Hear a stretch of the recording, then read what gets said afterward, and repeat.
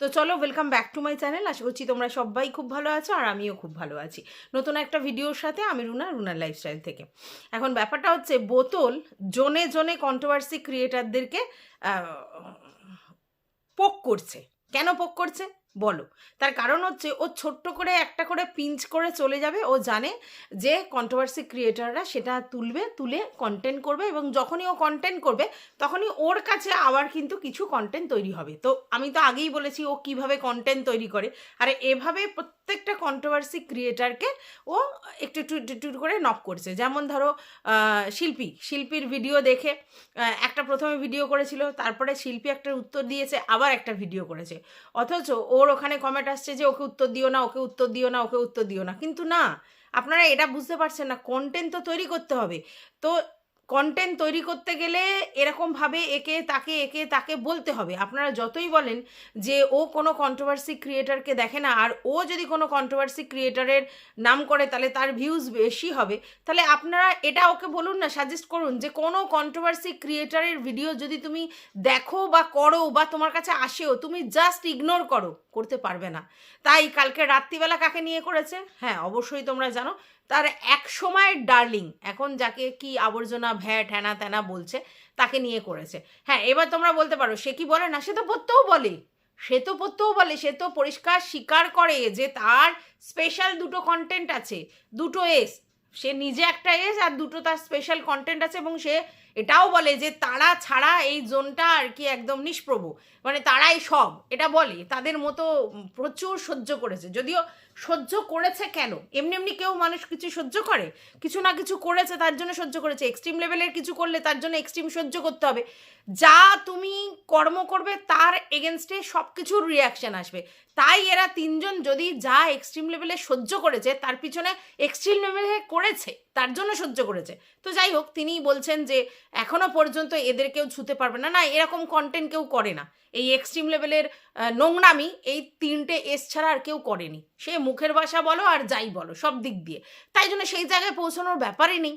তো যাই হোক, তো সেই জন্য সে দুটো এসকে প্রতিদিনই কন্টেন্ট করে, একবারে।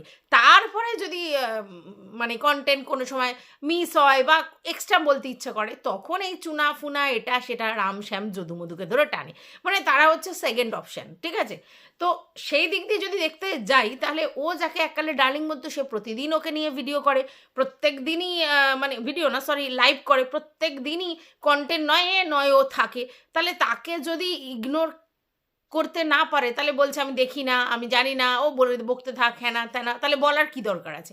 কিন্তু না, অ্যাকচুয়ালি যখন কন্টেন্টের অভাব হয় তখন ও কন্টেন্ট করে। এবং তোমরা দেখলে যে দুবার কন্টেন্ট করলো। প্রথমে লাইভের কিছুটা অংশ নিয়ে কন্টেন্ট করলো, একটা এত বড় লাইভ, তার তো দুটো তিনটে কন্টেন্ট হতেই পারে। তারপরে আবার কিছুটা অংশ নিয়ে কন্টেন্ট করলো, কি না সোনা গয়নার ব্যাপারে কি সব বলেছে হ্যানা ত্যানা, যাই হোক আমি সেটা দেখিনি, আমি জানিও না, সেই ব্যাপারে আমি less interest. By the way, ওখানে একজন কমেন্ট করেছে যে চুনা তোমার ব্যবসার গয়না নিয়ে খুব বাজে কথা বলেছে। আমি আমার ভিউয়ার্সদেরকে জানাতে চাই যে তোমরা কোনোদিন শুনেছো আমি ওই গয়না নিয়ে কোনো কথা বলেছি? তোমরা কোনোদিন শুনেছো? আমি ওরকম কোনো কন্টেন্ট করিনি, ঠিক আছে? তার কারণ হচ্ছে আমি লেস ইন্টারেস্টেড, কে কী বিজনেস করছে, কে কী করেছে। হ্যাঁ, আমি কিভাবে কাজটা করলো, যে একটা সময় এত হাত পেতে টাকা নিয়েছিল, সে হঠাৎ করে একটার পর একটা জিনিস করলে সেটা নিয়ে স্বাভাবিক কথা হবে, সেইটা নিয়ে বলেছি, না তো তার বিজনেসের গয়না কীরকম হ্যানা ত্যানা অমুক তমুক এইসব নিয়ে আমি কোনো কথা বলিনি। যাই হোক, ভুল ইনফরমেশান দেবেন না, ঠিক আছে? এগুলো হচ্ছে মারাত্মক ডেঞ্জারাস কথা আপনারা আপনাদের কন্ট্রোভার্সি ক্রিয়েটারের কাছে বলছেন, এবং তাতে কি হবে, পরবর্তীকালে ও আবারই হাউমাউ করবে, শুধু আমরা কন্টেন্ট পেয়ে যাব, বুঝতে পেরেছেন? তো যাই হোক, এইবার ও কি করলো, এখন ও তো জানো মারুর রক্ষক হয়েছে। আর স্পেশালি ও যখন কারোর রক্ষক হওয়ার চেষ্টা করে, যেটা আমাদের টিনু সুন্দরীর সময়ও করেছিল, তখন ওর আশেপাশে কারোর ফোন নাম্বার চাইলে ও কিন্তু পছন্দ করতো না, ঠিক আছে? যেরকম হচ্ছে আমাদের টিনু তখন অনেকের নাম্বার ওর কাছে চেয়েছিল, ও বলেছিল হ্যাঁ আমার কাছে নাম্বার আছে, আমি দিতে পারি, কিন্তু খুব একটা এই হবে না ওই হবে না, বিশ্বাস কতটা করবি দেখ। তো যাই হোক, তো তাদের নাম্বার সে দিয়েছিল কিনা আমি জানি না, কিন্তু টিনু তো কোথাও না কোথাও থেকে নাম্বার জোগাড় করেছে। আমারটা তো কোথা থেকে জোগাড় করেছে আপনারা জানেন, আমাকে ডাইরেক্টলি মেসেজ করে ওখান থেকে যোগাযোগ করেছে। তো যখন যোগাযোগ করেছে তখন ও কিন্তু ইনসিকিউরিটিতে ভুগছিল, কেন বলো তো? তার কারণ ওর বক্তব্য, আমি অল ইন অল থাকবো, ঠিক আছে? তো টিনুর হয়ে তখন ও পজিটিভ ভিডিও করতো এবং আরও অনেকে করতো, কিন্তু টিনু যেহেতু ওকে এসে কমেন্ট করেছে, তারপরে তোমরা জানোই সক্ষতাটা কোন জায়গায় গেছে। তো সেই জন্য ওকে বলছে আমি অল ইন অল, দালালিতে আমি ফার্স্ট, এর বাইরে কেউ থাকবে না। কারোর সঙ্গে যদি যোগাযোগ করে টিনু সুন্দরী, তাহলে যদি ওর পথটা মিস হয়ে যায় বা ওরাও যদি কন্টেন্ট পেয়ে যায়, ভিতর থেকে যদি কোনো সার্চ করে। তো যাই হোক, যেটা বলছিলাম সেটা হচ্ছে যে এখন ও মারুকে নিয়ে ভীষণ কনসার্ন হয়ে গেছে, মারুর রক্ষক হিসেবে পদার্পণ করেছে ইউটিউবের কন্ট্রোভার্সি জোনে। এবং তার বক্তব্য যে কোনো কন্ট্রোভার্সি ক্রিয়েটার যদি মারুকে নিয়ে কোনো ভিডিও করে, তাহলেই ও রক্ষক হিসেবে কাজ করবে। তো ওর প্রবলেমটা শুরু হয় যখন শিল্পী মারুকে নিয়ে কোনো ভিডিও করে যেটা নেগেটিভ হয়, এবং সেক্ষেত্রেই ও এই ভিডিওগুলো শুরু করেছে। যাই হোক, তার মানে এটা সত্যি যে যদি কেউ কাউকে নিয়ে নেগেটিভ ভিডিও করে, তাহলে তার এগেনস্টে আবার পজিটিভ ভিডিওও হয়। তো যখন আমাদের বোতল নেগেটিভ করছিল, তার এগেনস্টে পজিটিভ ভিডিও করছিল অনেকেই। আবার অনেকে এখন শিল্পী যেহেতু একটা নেগেটিভ কিছু বলেছে মারুকে, অমনি সঙ্গে সঙ্গে লাফিয়ে চলে এসেছে বোতল হচ্ছে পজিটিভ ভিডিও করতে। তাহলে এই যে বলে না কথাটা, যে আমি মারুর সামনে যেই দাঁড়াই, মানে মারুর হয়ে যেই প্রোটেক্ট করি, তেমনি সবাই নেগেটিভ হয়ে যায়। আবার আমি যেহেতু মারুর এগেনস্টে চলে যাই, তখন সবাই পজিটিভ হয়ে যায়। এই কথাটা ভুল। নেগেটিভ হলে পজিটিভ হবেই, সে যেভাবেই করুক, ঠিক আছে? তো যাই হোক, এখন ব্যাপারটা হচ্ছে যে আমি কেন এখন এই কথাগুলো বলতে এসেছি, সেটা হচ্ছে ও হঠাৎ করে দেখলাম ঢলানি মাসি এই বলেছে, এই করেছে, ঢলানি মাসে এই জ্ঞান দিয়েছে। যাই হোক, তার নিজের লাইভে বলে চুপ করে গেছে। যদিও তোমরা সবাই জানো যে আমি বেশ কিছুদিন যাবৎ কোনো লাইভ করছি না, তার কারণটাই এটা ছিল যে আমি লাইভ করে যেটা দেখেছি, তো সেখানে দেখলাম যে লাইভে আমার রিচটা খুব বেশি দিচ্ছিল, ঠিক আছে? কিন্তু রিচ বেশি দিচ্ছিল মানেই যে আমার ইনকাম বেশি হচ্ছিল এরকম নয়, ঠিক আছে? এবং সেটা দেখার পরে আমার মনে হলো আলটিমেটলি দেখো, লাইভে আমি যে এতটা টাইম দিচ্ছি, 2 ঘন্টা 1.5 ঘন্টা এতক্ষণ ধরে টাইম দিচ্ছি, তাতে আমার রেজাল্ট 0 হচ্ছে। এবং তারপরে সবথেকে বড় যেটা হচ্ছে সেটা হচ্ছে আমার লাইভ সবার কন্টেন্ট হয়ে যাচ্ছে, ঠিক আছে? তো তাতে আমার লাভটা কি হলো? আমার ইনকাম হচ্ছে না, অথচ আমি অন্য লোককে ইনকাম করার ফেসিলিটিস দিয়ে দিলাম। তো আমি সেটা কেন করব? আমার ইনকাম হচ্ছে, তারপরে সেটা নিয়ে যদি অন্য কেউ ইনকাম করে, ঠিক আছে, বাট আমার ইনকাম হচ্ছে না, অথচ অন্য লোক সেটা থেকে কন্টেন্ট বের করে ইনকাম করবে, আর আমি বসে বসে আঙুল চুষবো, অত তো ভালো আমি নই। তার জন্য আমি লাইভটা টোটালি অফ করে দিয়েছি। হ্যাঁ, এবার লাইভ কি করব না, সেটা এন্টারটেন পারপাস, আমার যখন ইচ্ছে হবে তখন আমি অবশ্যই আমার ভিউয়ার্সদের সঙ্গে ইন্টারঅ্যাক্ট করাবার জন্য করব। এরকম নয় যে রেগুলার আমি মেনটেন করে করে লাইভ করব, কারণ আলটিমেটলি আমি এটা দেখেছি যে যদি লাইভের দিকে বেশি কনসেন্ট্রেট করো, তাহলে তোমার ভিডিও করার এনার্জি চলে যাবে, ঠিক আছে? এবার যখনই তোমার ভিডিও করার এনার্জি চলে যাবে, তাহলে তুমি যে রেভিনিউটা আর্ন করতে পারতে, সেটা ইনকাম করার পথটা বন্ধ করে ফেলবে, ঠিক আছে? এবং আমি এটা টেকনিক্যাল অনেক চ্যানেল থেকে দেখেছি যে ভিডিওতে যদি লাইভ বেশি করো বা শর্টস বেশি করো, তাহলে সেক্ষেত্রে বড় ভিডিও লোকে দেখতে চাইবে না, ঠিক আছে? কারণ লাইভ মানে কি, সামনাসামনি ইন্টারঅ্যাক্ট হচ্ছে একদম সঙ্গে সঙ্গে। তাহলে যদি লাইভ বেশি করো, তাহলে তোমার মধ্যে তো সেই প্রাইভেসিটা থাকছে না, তাহলে তোমার ভিডিওতে আলাদা করে ইন্টারেস্ট লোকে রাখবে না। আর শর্টস যদি বেশি করো, খুব কম সময় যদি তোমাকে চটজলদি দেখতে পাওয়া যায়, তাহলেও তোমার বড় ভিডিও দেখবার এনার্জি মানুষের কমে যাবে। প্রচুর চ্যানেলে এরকম রয়েছে যারা শর্টস ভিডিও করে, প্রচুর প্রচুর ভিডিওতে ভিউজ, কিন্তু যখনই তারা বড় ভিডিও করে সেখানে 100ও পৌঁছায় না। তাহলে সেই জায়গা থেকে অনেক কিছু দেখেই আমি কথাটা বলেছি। কিন্তু বোতলকে তো কথা কাটতে হবে। বোতল বলছে না, এরকম কোনো ব্যাপারই নয়, ঠিক আছে? এরকম কোনো ব্যাপার নেই। তারপরেই কিন্তু আসল কথাটা বলে দিয়েছে, সেটা হচ্ছে ও বলেছে যে তুই যদি লাইভ না করিস, তাহলে আমি কন্টেন্ট পাবো কি করে? বুঝতে পেরেছো? তাহলে এই যে বলে না যে আমার এখানে সবাই মুখ দিয়ে পড়ে থাকে, এবং ওর ভিউয়ার্সরাও এই কথাটা বলে যে ও ভিডিও দিলেই সবাই বসে পড়ে, ওর ভিডিওর জন্য অপেক্ষা করে। তো সেম ও মারুর ভিডিও দেখে, মারুর লাইভ দেখে কন্টেন্ট করে, তার জন্য মারুর লাইভে বা মারুর ভিডিওতে সবসময় পড়ে থাকে। এটা তো স্বাভাবিক। আমরা যাকে নিয়ে কন্টেন্ট করব, তার কোথায় কি হচ্ছে সেটা যদি আমরা না আপডেট রাখি, তাহলে আমি তাকে কন্টেন্ট করতে পারবো?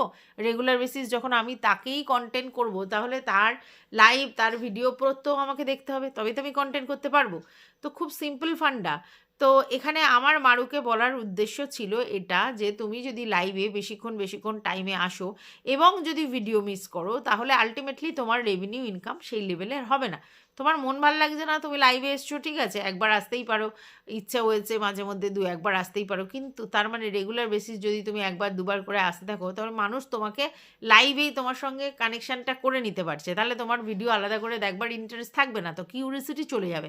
ভিডিও দেখার ইচ্ছে তখনই থাকবে যখন তোমার দেখার ইচ্ছে থাকবে যে কিউরিসিটি কী করছে, কি দেখাচ্ছে, তো সেটাই তো ইন্টারেস্টটা কমে যাবে। তো সেটাই বলেছিলাম, যাই হোক, ও তো সব থেকে বড় জ্ঞানদা, ও আমাকে জ্ঞানদা মাসি বলতে একসময়, কিন্তু অ্যাকচুয়ালি ও সব থেকে বড় জ্ঞানদা, তার জন্য বলছে, এবং বলছে যে আমার লাইভে বলে থাক বলেছে।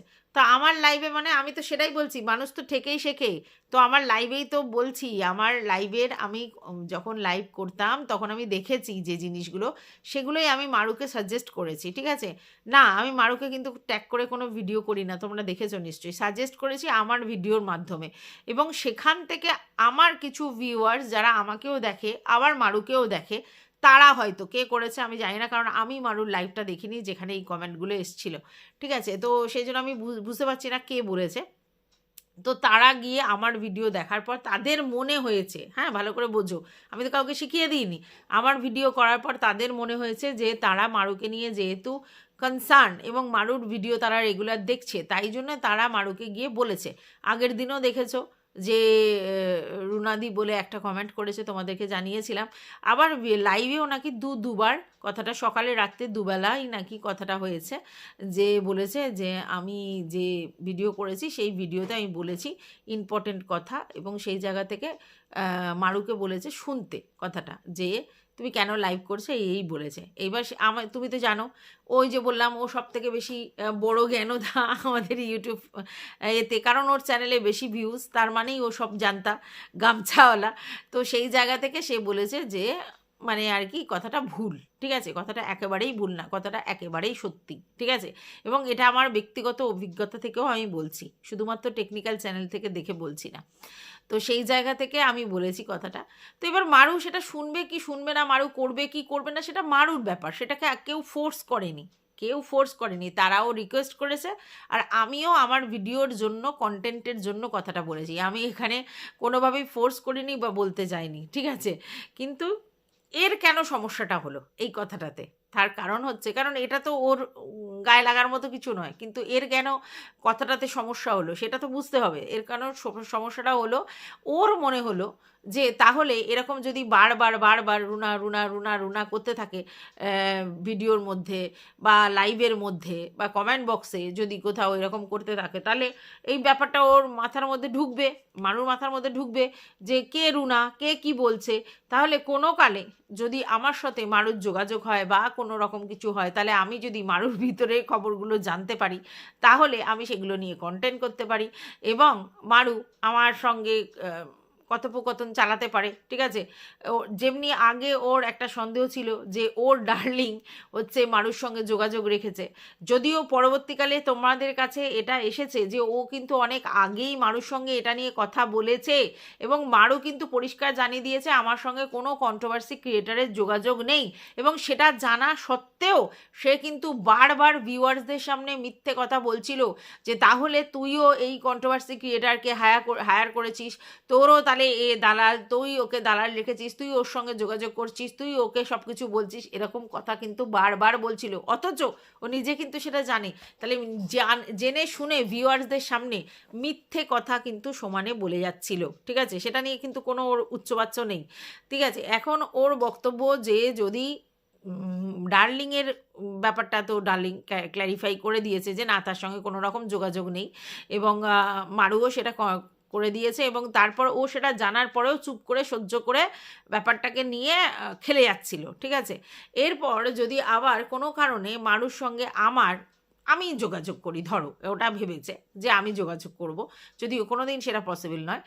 তো যাই হোক, ও ভেবেছে আমার সঙ্গে যদি যোগাযোগ হয়, আমার সঙ্গে যদি কথোপকথন হয়, এবং মারু যদি আমাকে তার কোনো কোনো কথা বলে, বা মারুর হয়ে আমি ভিডিও করতে করে মারুর যদি ভালো লাগে ব্যাপারটা, ঠিক আছে, তাহলে মারুর সঙ্গে যদি আমার কোনো রকম কন্ট্যাক্ট হয়, যেরকম টিনুর সঙ্গে, টিনু আমার সঙ্গে যোগাযোগ করেছিল, সেই ভয় থেকে ও কিন্তু এই কথাগুলো বলছে, ঠিক আছে।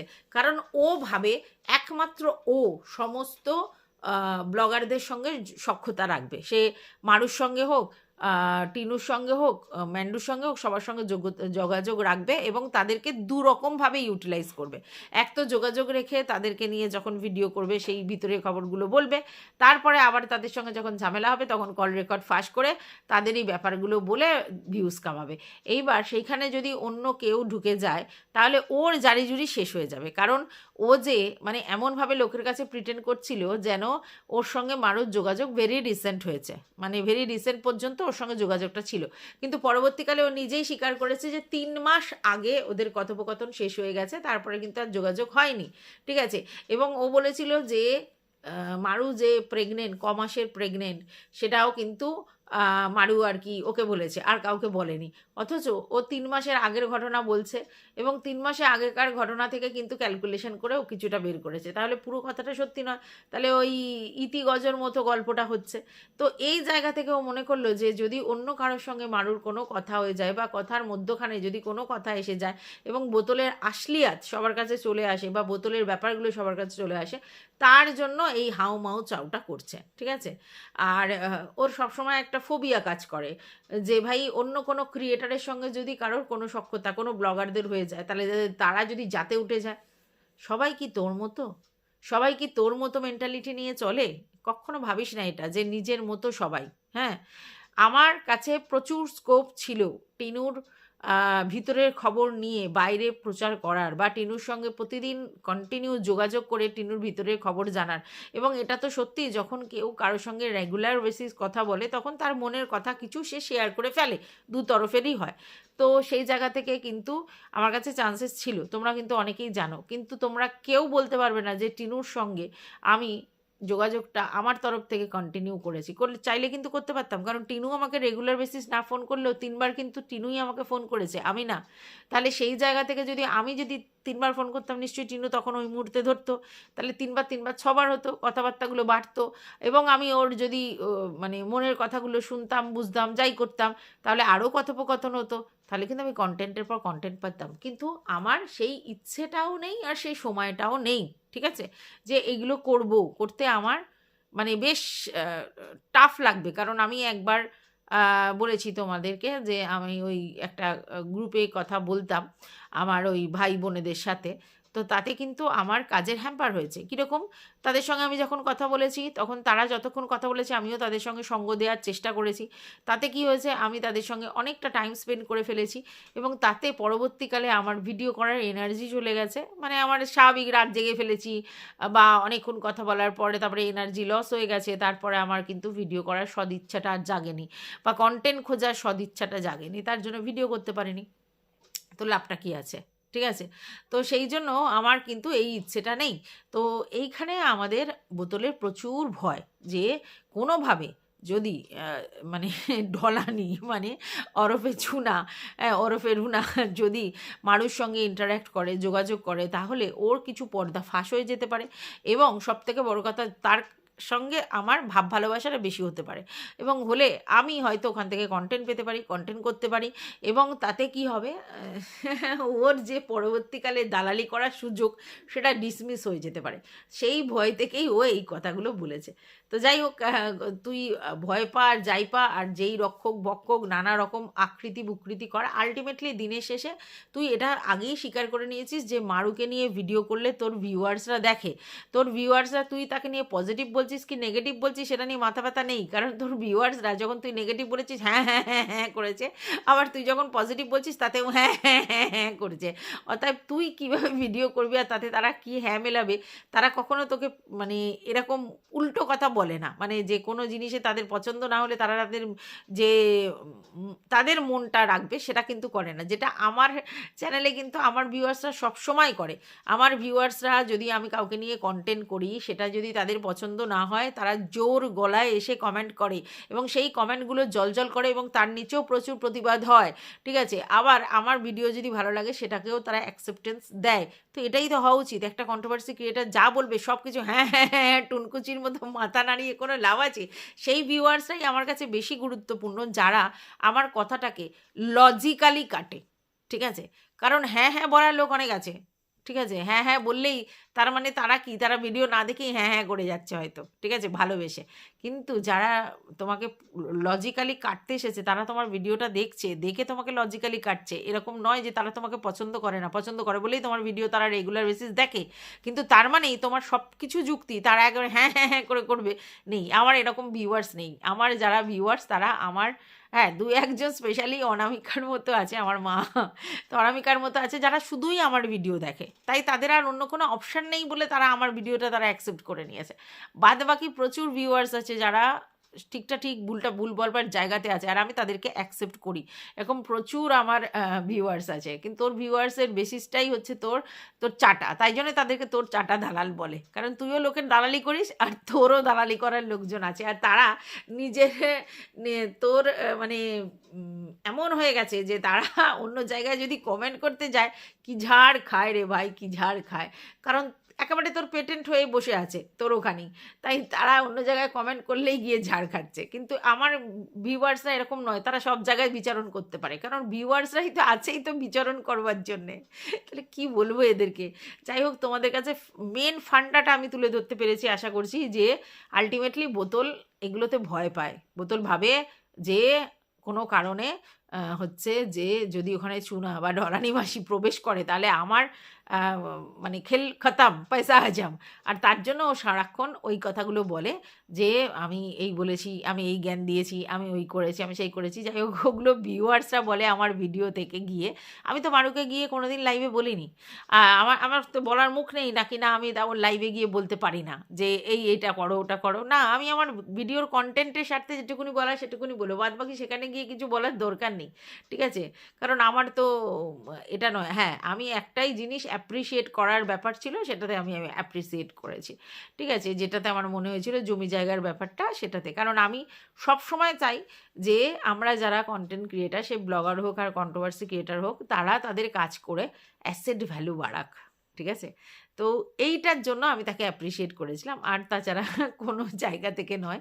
তো এর হচ্ছে ব্যাপারটা হচ্ছে যে ভাই হ্যাঁ আমার জায়গা নিয়ে নিল, আর এই জন্য দেখবে সবাই বলে যে এই এ চায় যে তুমি আর ভিডিও করো না, তুমি ভিডিও করলে ও তোমার জায়গাটা নিতে চায়, তুমি না থাকলে ওই জায়গাটাও নেবে।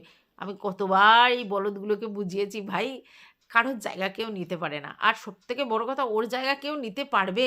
ও যেভাবে ভিডিও করে সেইভাবে ভিডিও আমার ভিডিও সেরকমভাবে দেখেন।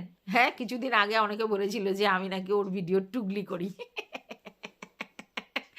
তো যাই হোক, যে বলেছে কোনো ব্যাপার নেই। কিন্তু ব্যাপারটা হচ্ছে যে আমার ভিডিওর কোয়ালিটি, ওর ভিডিওর কোয়ালিটি পুরো আকাশ আর পাতাল, ঠিক আছে। না, কে ভালো কে মন্দ সেটা বড় ব্যাপার নয়। ব্যাপারটা হচ্ছে ও যেরমভাবে ভিডিও করে আমি ঠিক তার উল্টোটা করে ভিডিও করি, তাহলে ওর জায়গা আমার নেওয়ার জায়গা আছে? নেই।